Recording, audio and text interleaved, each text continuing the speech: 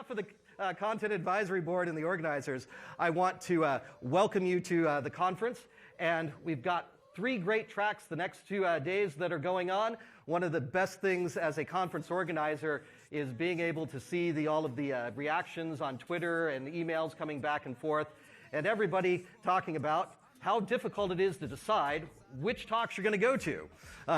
That means we've done pretty well for lining up a set of speakers for you this event. Don't worry if you can't make all the talks, which physically is impossible. We are actually recording all of the talks, and they will be made available later externally as well as internally. We'll put that out through the BlueHat blog and the Twitter handles as those go up. So, with that out of the way, let me introduce Eric Dorr, the General Manager of MSRC, to say a couple of words for you.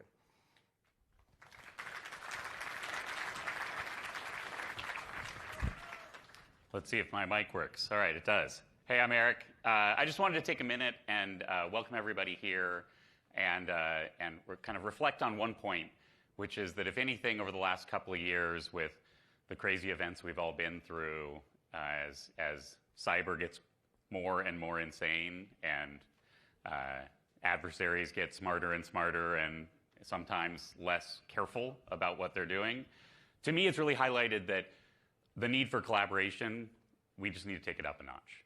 And all the good collaboration we're doing between various parts of the industry, it's not enough, and we need to redouble our efforts to do even more. This BlueHat is a small piece of that puzzle. I think there's many, many pieces that happen across the industry. And so I want to thank the talented researchers who are here, contributing their time and energy to help educate us and make us smarter about what's going on. We got a ton of great partners in the room who work with us to help defend customers, and a ton of engineers across Microsoft who work every day to try to build software that people love and that keeps people safe. And so thank you all to this event. Let's challenge ourselves to push the envelope on collaboration, meet a couple extra people, and share some ideas and best practices. And hope you guys have a great time. Thanks.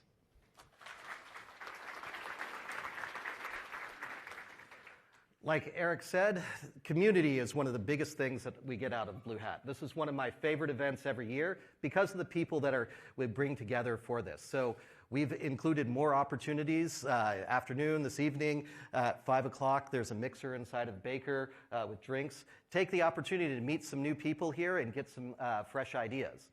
With that in mind, I'd like to introduce to you our keynote speaker for today, bringing in a new perspective for us. Chris Deibler, who's the Director of Security for Twitch, will go ahead and bring him up on the stage and let you hear about his talk.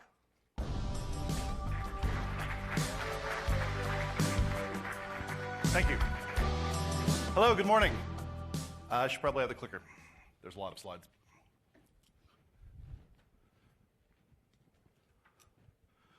Cool. So this is a very informal talk, so I encourage you to yell whatever comes to your mind at the appropriate moments where yelling is appropriate.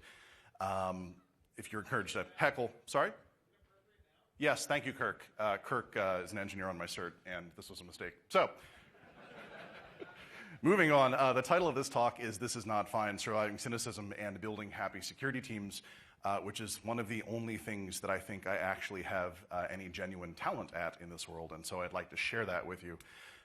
This deck represents about 30 minutes of content that has been carefully and painstakingly crammed into a 16-minute speaking slot, and so it's going to be riddled with awkward pauses and nonsensical imagery, such as this. So the genesis of this talk was a conversation with someone here that went something like this, where I said, hey, I didn't know you're in security. That's awesome. And they said, yeah, security's great. To which I responded, that's weird. I'm burnt the hell out. The chuckles there are concerning. Perhaps you know what I'm talking about. And they said, you know what? You should write a deck about it and talk about it, which is why we're now here today. I would have liked to have a cursive font in PowerPoint online to do that, but I couldn't, so it was all stenciled. What this talk actually is, it's a talk about combating cynicism in the security space and what you can do about it and how that motivates teams and other teams. Because at the end of the day, Cynicism is one of the great killers of a security community, of a security team, productivity, outputs, outcomes, the whole 9 yards. And having an open attitude to how you approach your job is extraordinarily important. And I want to do a quick survey of the lay of the land here. If you are a people manager, you have people in your charge, you care and feed their growth and development, do their performance reviews, et cetera, just raise your hand real quick. I'd like to see the people management loadout. All right, so that's back of the envelope. That's less than a fifth of the room, maybe less than a sixth of the room. This talk's not for you. If you are an individual contributor, but you have designs on people management in your career, do please raise your hand. 3 people? 4? It's more like 12. This talk's actually for you because the transition was not easy for me and smart for me. And for the rest of you in the room who want to be buried in IC forever, that's awesome. Coincidentally, any people managers in here want to go back to being an IC? Raise your hand. There we go. That guy knows what's up. All right, so no slide deck is complete without an origin story, and origin stories fill the time lovely, and so that's where we're going to go here. So this is where I came from, but first let me tell you what I am not. I am not a licensed therapist, and I have no real ability to set you straight in any way. However, you can buy that couch on Target for $399.99. It's a fainting couch. I am not a certified financial planner. Do not take any of this as career advice. I do not know how to build you wealth other than Bitcoin Connect is going to go up and to the right, according to that screenshot. I am not a physician. Obviously, just look at me. And finally, I'm not an attorney. And most pertinent to this talk, I am not your attorney. Do not take anything I have done in my past life as licensed to do the same. What I am is the director of security for Twitch.tv. I didn't really do any slides on what Twitch is, but I'm sure that you can hit the internet and figure that out. We are the largest purveyor of live video content on the internet, somewhere in the neighborhood of 15 to 20 terabit, depending on how you use our POPs. So a lot of volume.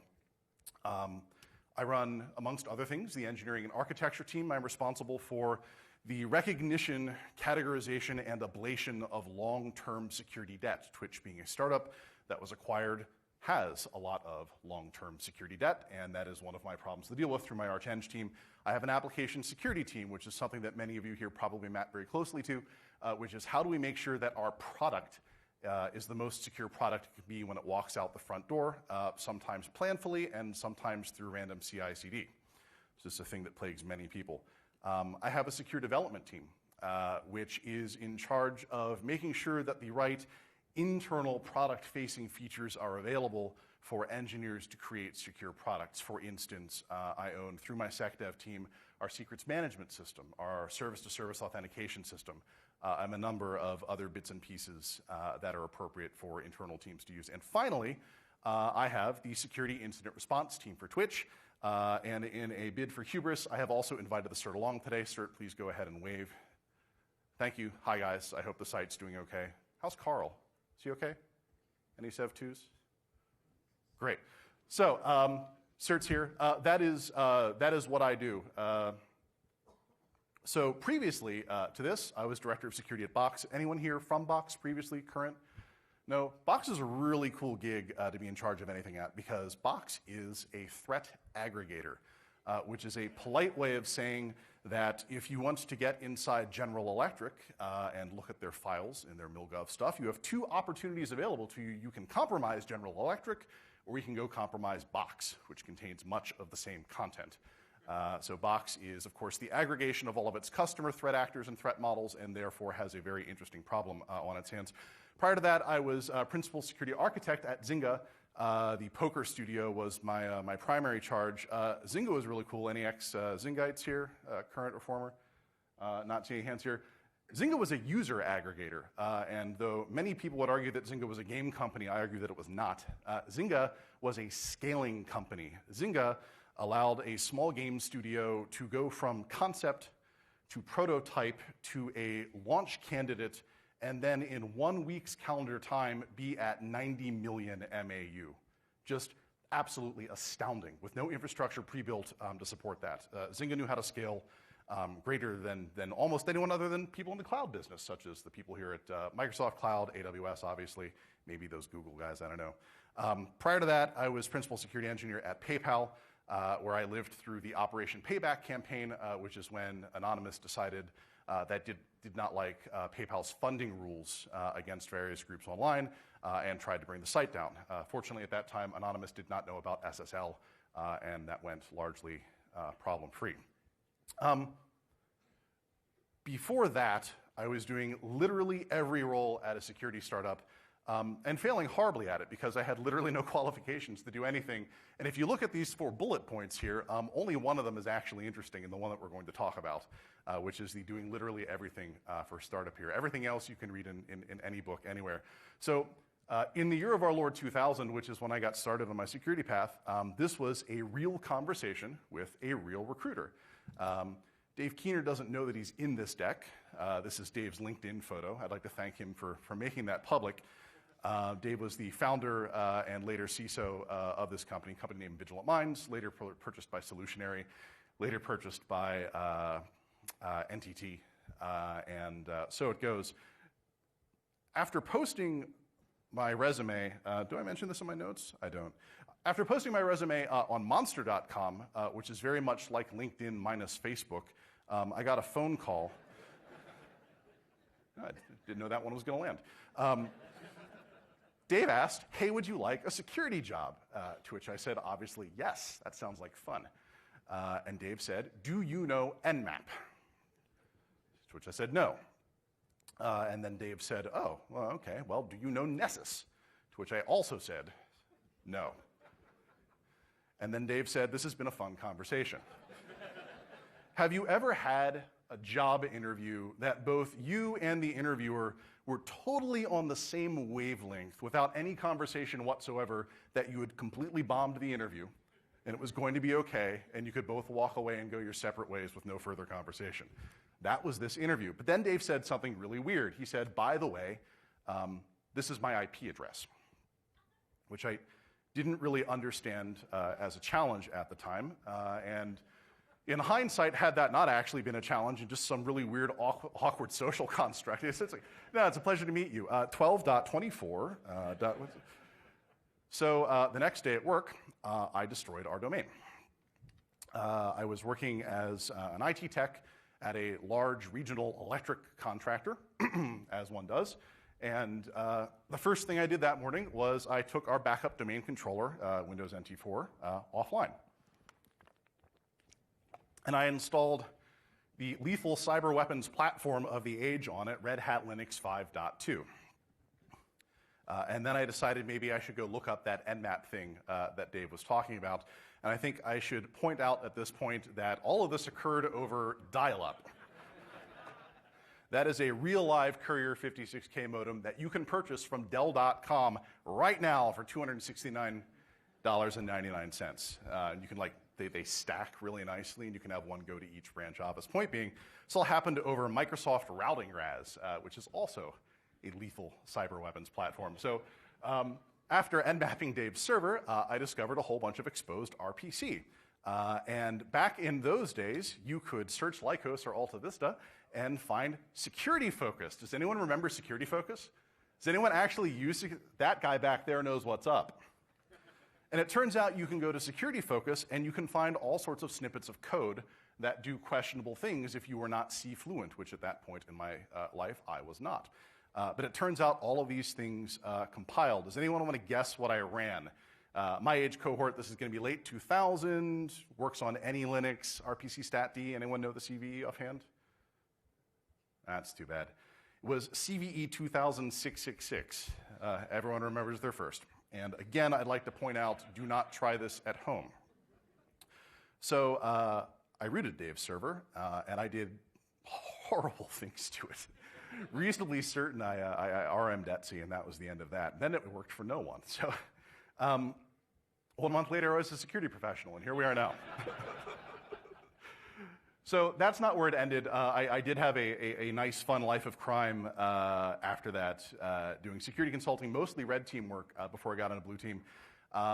Immediately after that, upon starting my real job in the security industry, I was asked to compromise a vendor of custom hats and shirts. So a swag vendor where you could upload your images JPEG at the time, or BMP, and get those put on your things. And I knew absolutely nothing about web application security whatsoever, but I did know how to be lazy.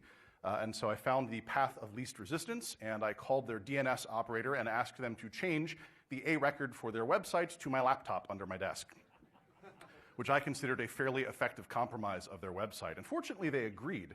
What I did not factor into that was now their site operation demanded my laptop be up 24/7. So didn't think that one through. Afterwards, physical penetration testing, large Midwestern industrial tools contractor. If you want to build a tool, you need a really strong tool to forge or cut that tool. And these guys make the tools that forge those tools that forge those tools. So lots of high-end industrial process. Got into one of their branch offices and managed to drop a wireless access point in their lobby so I could, again, lazy, do all the rest of my work from their parking lot, not having put any sort of authentication on the wireless access point and realizing halfway through the 3-hour drive home that I had left their production network exposed to the internet over Wi-Fi. So I had another hour-and-a-half drive back in the opposite direction to go fix that. So here's where we start getting on the real topic here. And if we've got more time, there are always more war stories. There's always more time for beer and war stories.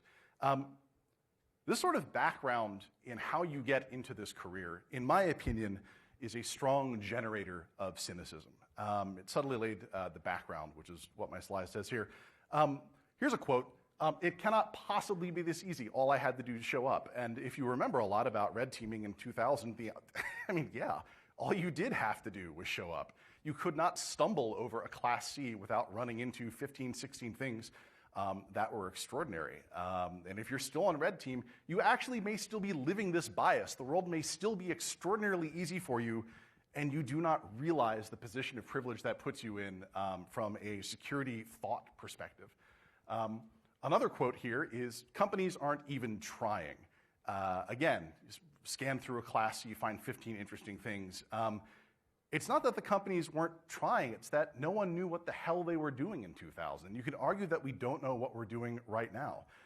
The frontier of where the thought is, I mean, how many Intel microcode vulnerabilities have we had in the last calendar year? I mean, the frontier keeps moving back. There's always somewhere where we don't know what we're doing. At the time, I didn't think anyone was even trying. And that generates a sense of hubris in myself, I suspect, in other red teams, where you think all of this is skill. In one of my most fantastic cell phones, we actually produced shirts with the list of our compromised targets on the back of them at this company, not really understanding what we were actually saying. It's a very powerful feeling, but it's also a very cynical feeling. So I eventually moved into people management, and it's when I was hired at Box to architect the program. Simultaneously with that, Box lost their managing director on leave, and that leave turned out to be permanent. And so by chance, I inherited a team of 10 highly skilled engineers. Most of them are still there, love them dearly, and their roadmap. And though we hired a new director to take over that program eventually, my path towards people management at that point was pretty set in stone, because the challenges that I was now undertaking, I had no formal background in, I had no experience in, and they were all very difficult and all highly exciting. And so from that background, from that position, I am going to give you what I feel, as I mentioned very early in the talk, this is a conversation about cynicism and counter-cynicism and how to think about cynicism in your enterprise with your customers, however you have to do it. I want to talk about what I actually learned about any of that and see if I can crystallize that into something that's useful for you. And the first thing you do is you need to be able to identify cynicism within your own program, because there's nowhere else that you're going to be more qualified to actually identify that. So this is just one of those random things where everyone raises their hand on demand. I would just love to know if you have heard any quote or a quote that is substantially like one of these in your workplace, in a customer's workplace, anywhere else in your immediate proximity. And if you really want to be that person, you can put up 2 hands if you've said it yourself. But this is not a shame talk, so do not feel obligated. So here's the first. Everything is on fire. A lot of double hands from the back of the room. All right? That's common. This won't get better under the current management. A lot of double hands. Where do you guys work? Not a shame talk. Those clowns don't know what they're doing. I feel like you guys could give this talk. You know what I'm talking about. All right. Those clowns are resting and vesting. Now we see my acquisition people. All right, you get that. And finally, and most dangerously, those clowns are arguing in bad faith. Getting a couple. All right, we're going to talk about the one. So let's run back through here. Everything is on fire.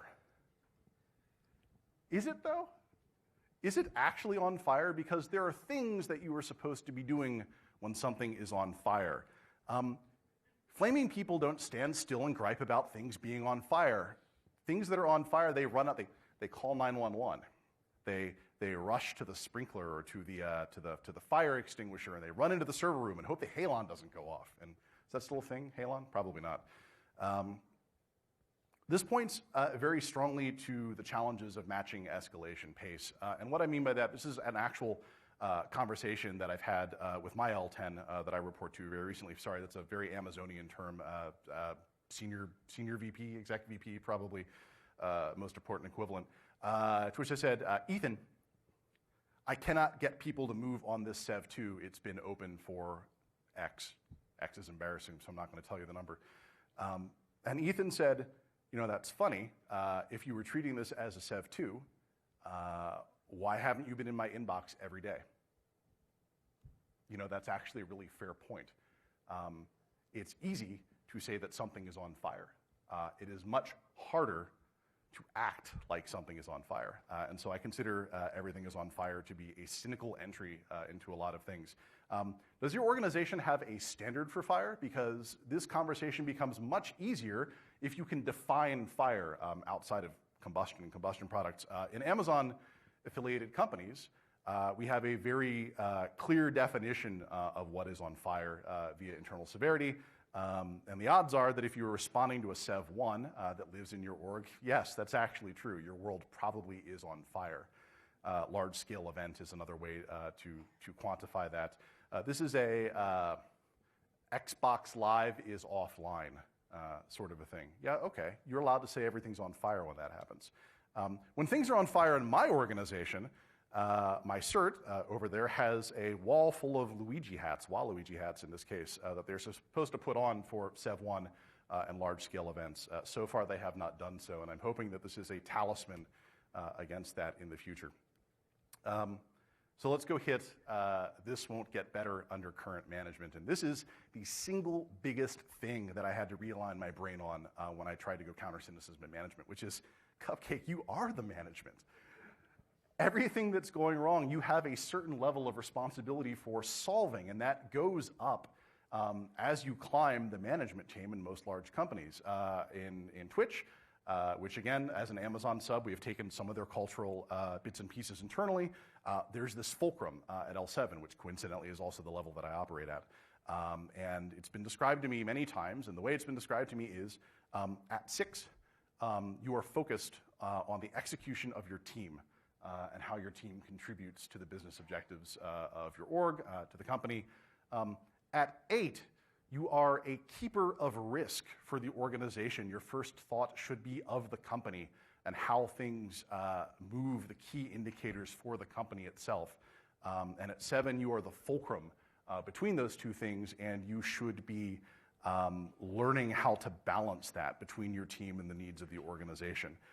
And so when I say, friend, you are the management, at some point, you are implicitly responsible for everything that is wrong with the management. And so saying that this is the management's fault is inherently cynical.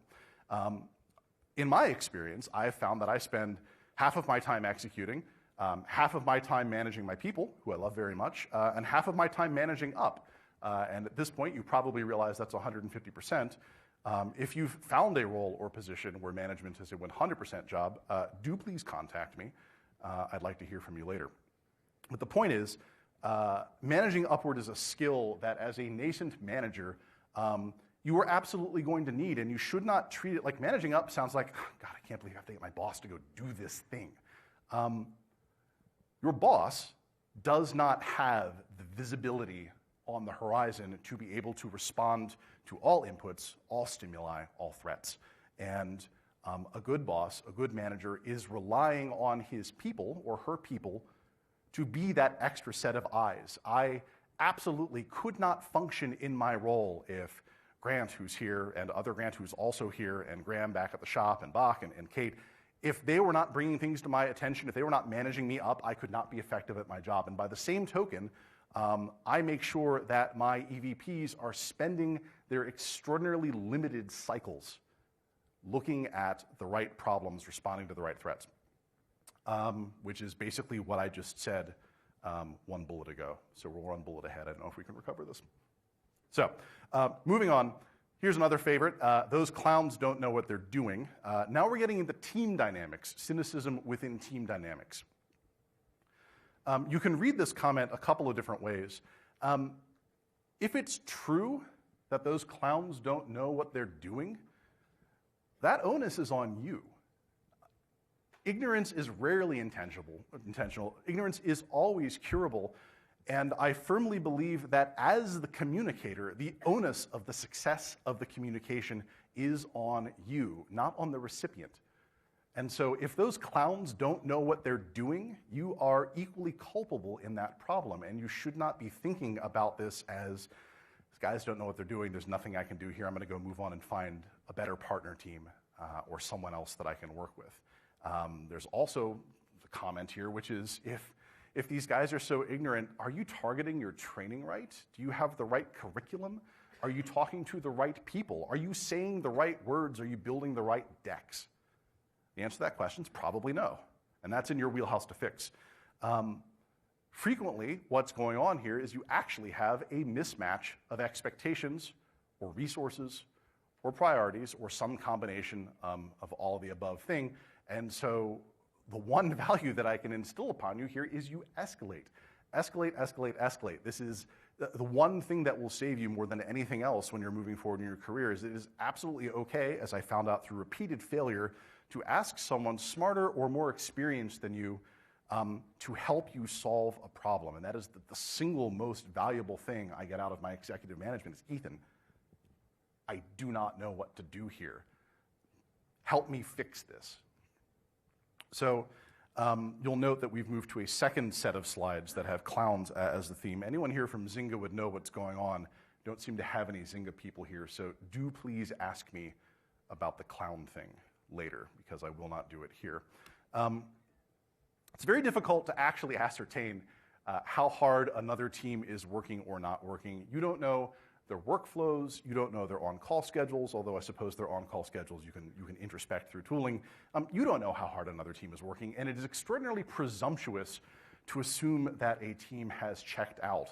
The only real way you should ever even make that assumption, if you have clear indicators in business metrics that isn't actually true, and even if you've made that determination, you're not the cops. This is an escalation situation, and everything should be about the actual metrics and not about the team's disposition or the presumption that they've checked out. I know a lot of people in my space that work from 10 a.m. to 3:30 p.m., and the reason they do that is because they are then slinging email and writing one-pagers and getting it done from midnight forward, because that's when they have the time available to do it. Just don't make assumptions about what people are doing or why they're doing it. And this is the dangerous one. That the clowns are arguing in bad faith, or they're acting in bad faith, or whatever the verb happens to be, that bad faith is in play here. This is an extraordinarily dangerous piece of cynicism that you can take with you, and one that I caution you against at all costs, because the odds are that's not actually true, and furthermore, there are risks to operating in that posture, one of which is that countering what you presume to be bad faith puts you in a bad faith reaction cycle and can make it look like you yourself are acting in bad faith, which is not to say that teams are never acting in bad faith. That is a thing that happens all the time, everywhere, but bad faith cycles break trust. They make it extraordinarily difficult to restore trust, and they require executive intervention to unwind. And as we've already discussed previously, your exec is already very busy dealing with all the other bullshit that you've escalated to them, and perhaps you should figure out how to work successfully with other teams on your own, L7.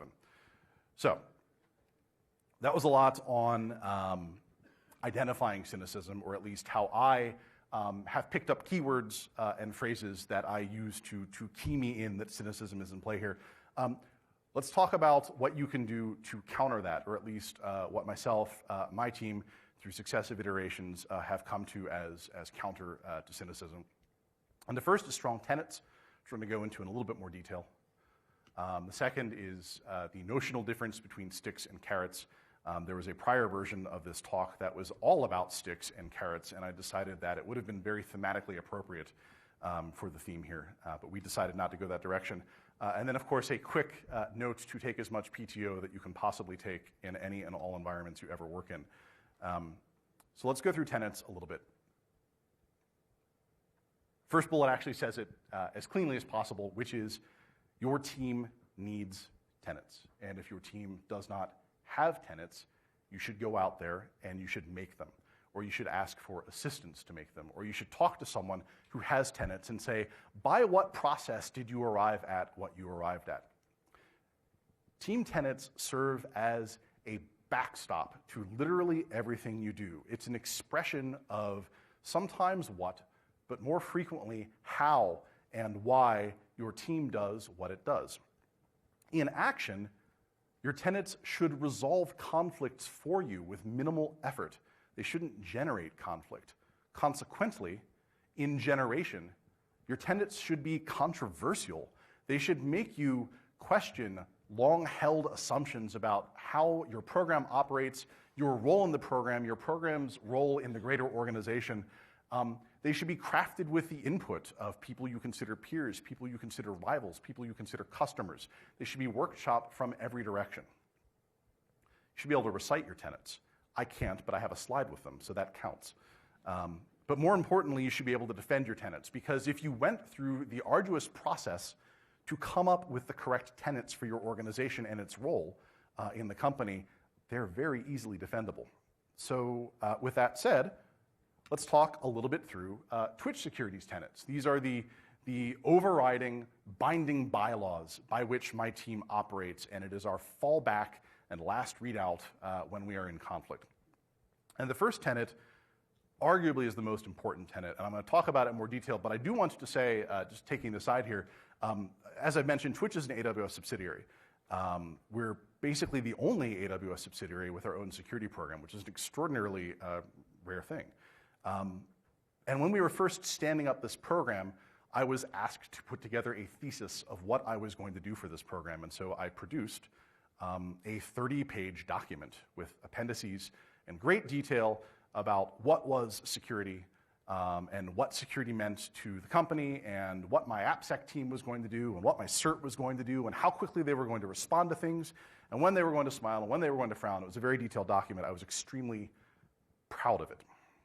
And we got into the review meeting with AWS's security executives and Eric Brandwein, who is an L10 over there, extraordinarily brilliant individual, vice president IC, which is a thing you can do at large companies, invented VPCs, et cetera, et cetera. He's got a LinkedIn, go read it. Eric read that tenet, and Eric said, okay, I think we're good here. We protect Twitch's users, employees, and the company in that order, with no exceptions.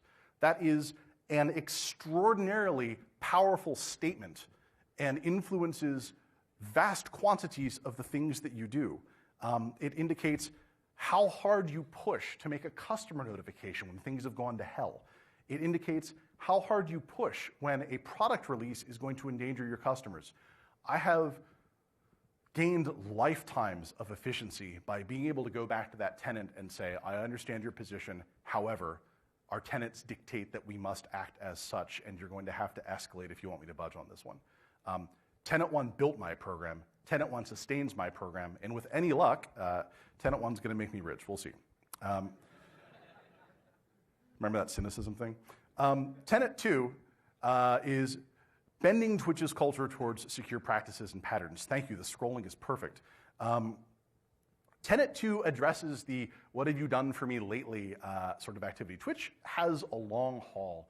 I'm sure many of your companies have long hauls, deep strategic debt, things that happened in the past that now to be corrected in the future.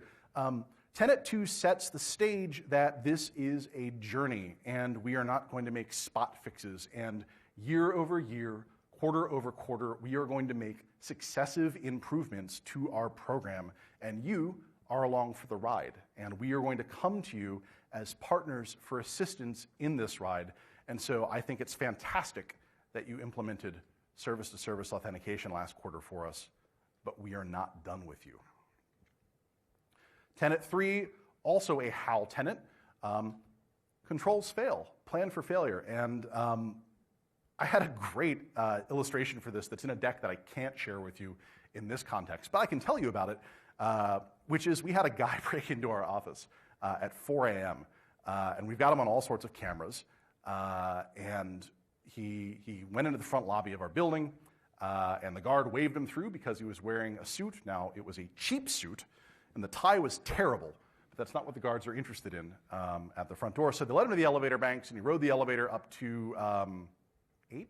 Rode the elevator up to 8, and we have those like really cool acrylic slidey guys. The thing about the really cool acrylic slidey guys is that they must have a default pressure by which they can be leveraged apart for fire code reasons, and that number is 30 pounds. This one was set to 15 for whatever reason, and so he just kind of walked up to the thing and slid his way through and then moseyed in through the next door, which was held open because there had been a party previous that evening and the alarms had been disabled. And so he bypassed another security control because it was not even turned on, and he wandered around on camera in front of someone's desk, and he rifled through it quick. He found a laptop, and he found some other stuff, and he walked out the front door.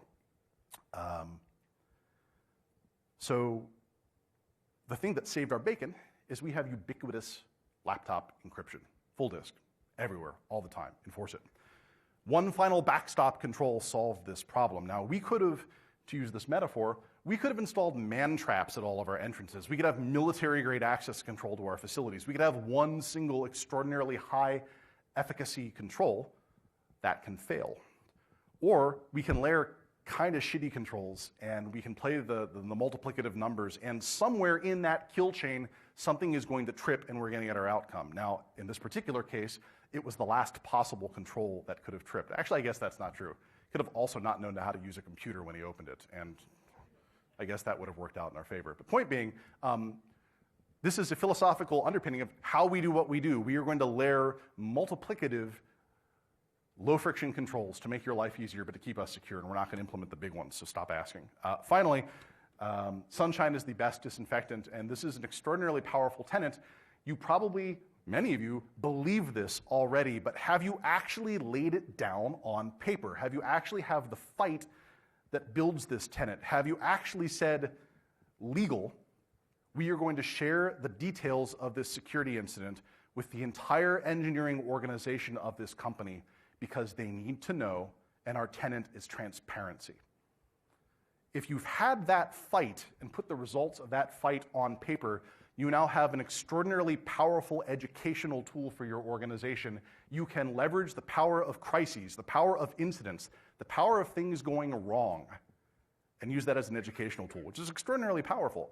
And without this tenet, that would be a constant struggle every time we want to do that. Hey, can we release the details on CERT 3916? No. Why? No. All right, not helpful. So those are my tenets, and I'm not saying that you should adopt my tenets, but what I am saying is you should have tenets, because tenets codify that you're on a mission. The mission has value. They offer you a moral underpinning to what you are doing as a team, and tenets slay cynicism. So you should get some. Let's talk a little bit about sticks and carrots. We've experimented with both quite heavily. Sticks and carrots are like drugs. We find that carrots tend to get partner teams much more excited than sticks. Again, it sounds plebeian, but it's very true. We find that carrots get our internal teams excited. And finally, there's an implied gap between a carrot and a stick that I like to refer to as implied shame that I want to talk about very briefly. We're getting late in time here, I think, and I want to make sure everyone's got Q&A. Also be careful about weaponizing shame, which I don't believe I've actually put a slide to, but the point here is that shame should be a sometimes food, and you should not build and program on shame. But the implied shame between we're going to praise you for this and we're going to punish you for that is actually very powerful. So the most effective carrot that I have found personally within my own program is the all hands, company all hands. Now, some companies cannot do that. Twitch is kind of weird in that at X people, I don't think I'm actually allowed saying how many people we are. At our size, we can still do a weekly all hands. It's available in our cafeteria. It's available on video conference. It's not available over Twitch. It's an important distinction. Make sure your product do what it's designed for, not what other people want it to do. And we use that. And you should be able to go and challenge anyone who says this is not important or we do not have time for this agenda, because being able to talk to the entire company about security things is a very powerful motivator. Here are some examples. Hey, security just launched version 2 of service-to-service auth, and we'd like to give a shout out to the API teams that rolled out with us at launch. CSI, please stand up, come forward, let's talk about this. Round of applause, everyone's very happy. People love this. The teams that were already participating with us on the S2S campaign were highly engaged. I mean, they were engaged before, obviously, but were highly engaged thereafter. The teams that were adjacent to them started asking how to get involved. Hey, we didn't know about this. This is awesome. You mean that we can block random calls to this API? We've been looking for something like this. And finally, the teams that had absolutely no idea what was going on whatsoever or were furthest away from the problem started asking us questions about what we were doing and why. That's positive engagement. It's fantastic. Another good example here is, hey, we've kicked off our 2018 threat modeling initiatives, and we'd like to invite the clients team up to this podium to throw their threat model up on the board and talk about how they arrived at this, to talk about how they think about what threat actors want out of their organization, how all of their bits and pieces play together. Clients team, does a presentation. You do this, and the request tickets to get a threat model start rolling in the door. Side note, now you become the blocker to getting your objectives done, which you never want to be. But that's an awesome thing. Twitch may actually get itself threat modeled in 2018, which is just fucking fantastic. Very happy about that. Carrots are great for your internal teams as well. My security team, absolutely no different. Engineers want recognition, and we know that because we asked them what they wanted, and they told us. It's a very powerful thing, asking people what they want in a context where they feel they can be truthful with you. You'll be very surprised what you learn. We perform engagement surveys at Twitch. Amazon does this as well. And when an engagement survey says people are not happy with their environment, their reward, their recognition, whatever factors are in play, they will score you low. And then as a manager, it is your responsibility to go in and find out why that is, to ask the questions about why are you not engaged, what can I fix about recognition for you? And the reason for that is, like, moving the ball forward in an environment where you carry a lot of historical and strategic debt, it can feel like a never-ending slog. It can lead to all of those quotes we covered earlier in the identifying cynicism section of this talk. These guys are clowns, it never ends, everything's on fire, and you need to motivate people that this is going to be a slog, but we're going to win it. And it's important to take regular moments to recognize all of the good things that come out of winning the small battles that make up that slog. Also, your internal stand-ups are opportunities to call out achievements, large and small. If your stand-up is just about sprint planning, you are wasting a number of great things you can get out of your daily stand-up, and I recommend that you put recognition into that process. Something that we, and this is a managing up thing, something that one of my managers said, hey, Deibler, you know what we should really do? We should do a team retro. And he was absolutely correct. Your team should have an annual retrospective about all of your accomplishments, and you should not drive it, which is to say, I should not drive it. Your managers and your engineers should be able to come in and say, this is what we're going to talk about in this retro, because this is what was valuable to us. And then you buy them lunch, and then you recognize it, and it's a great meeting. So I mentioned the implied shame gap. This is kind of shortcutty, and it works for Twitch. I don't know if this is going to work anywhere else, but I am going to point it out here. So This is a positive report. This is the carrot report. This is, hey, who are the teams that met their patching compliance objectives? Video ingest and the Xbox client and IT engineering. Fantastic. This is the stick version of that report. These are the teams that are out of patch compliant. Managers, please smack them.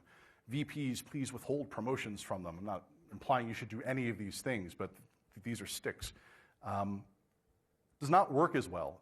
What I have found works really well in our environment, and might work well in yours, is the implied shame. You provide the positive. You say, these are all the fantastic teams that have done fantastic work for us over the last quarter, and these are all the other teams that exist. This is your denominator. People hate being on there, but they can't tag you for having a stick. It becomes an extraordinary peer pressure moment where it's like managers come back and say, how are we going to get blue on this next report? And then they will be. So balance your positive and negative feedbacks. I'm a fan of positive, but most importantly, carrots slay cynicism and also contain beta-carotene, which you need to live. So final slide, or rather one of the final slides. Cannot recommend enough PTO. Try to have hobbies that aren't security. Security is an amazingly vast space.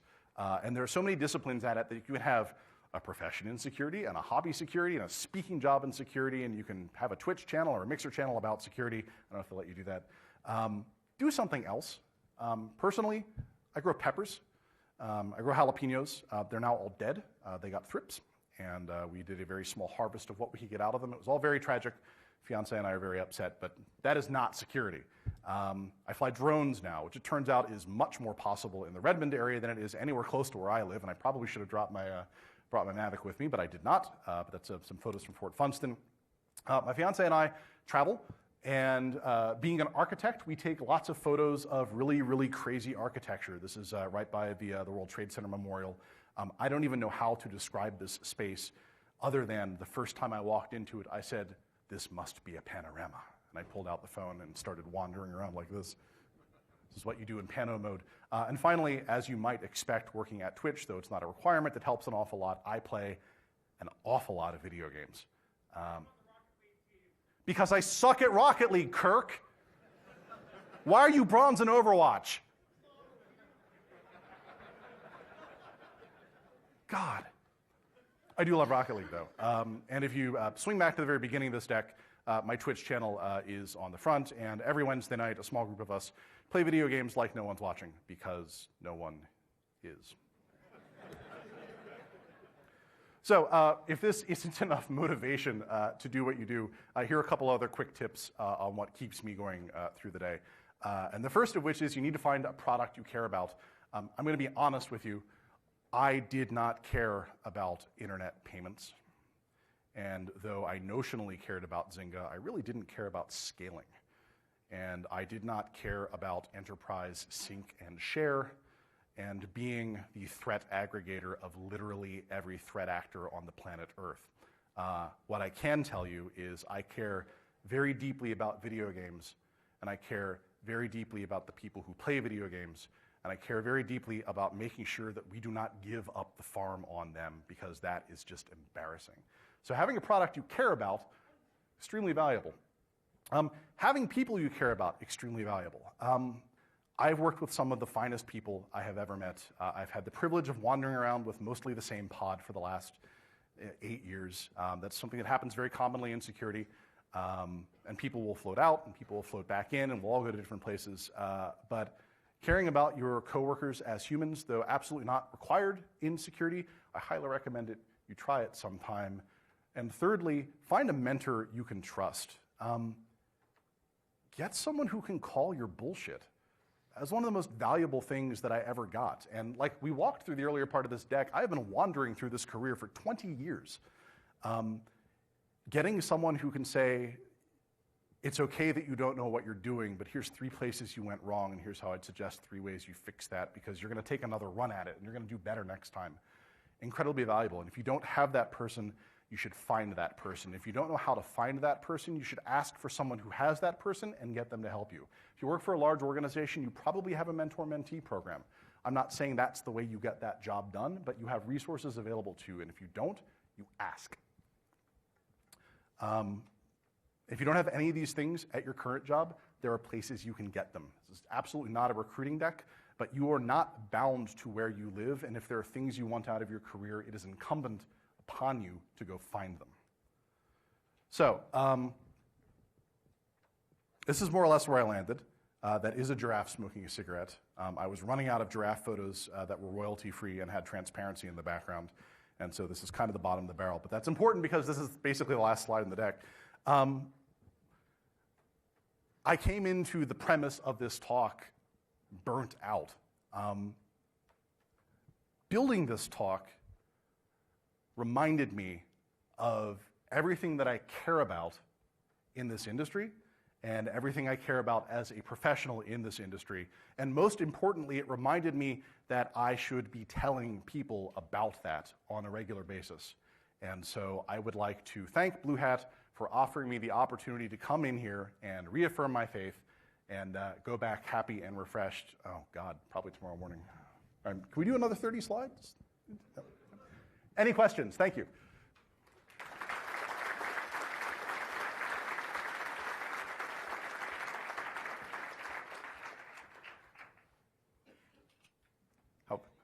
How does this work? You got mic runners. Are there any questions for Chris? No questions is great because I need water. Perfect. Thank you so much, Chris. Thank you. It was a great talk. Appreciate it.